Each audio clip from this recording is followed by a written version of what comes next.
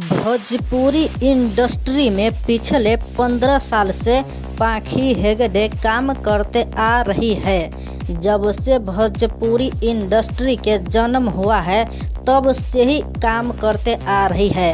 अब इतना बरस के उम्र में कभी भी पाखी हेगड़े ऐसा काम नहीं किया है जिससे भोजपुरी इंडस्ट्री के बदनाम हो सके।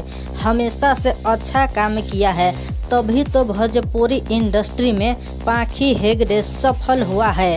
अभी पूरे भोजपुरी जनता, भोजपुरी बोलने वाले, देखने वाले जितने भी जनता है, सभी लोग पाखी हेगड़े के पसंद करता है, उसका फैन फॉलोइंग है।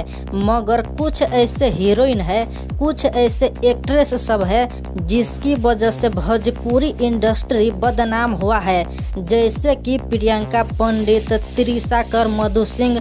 इन सब की वजह से भोजपुरी इंडस्ट्री बदनाम अभी हो चुका है। मगर पाखी हेगड़े भोजपुरी इंडस्ट्री में ईमानदारी से, मेहनत से अपना काम किया है, तो आज वो एक अच्छी नाम से पहचाना जाता है भोजपुरी इंडस्ट्री के लिए, पाखी हेगड़े।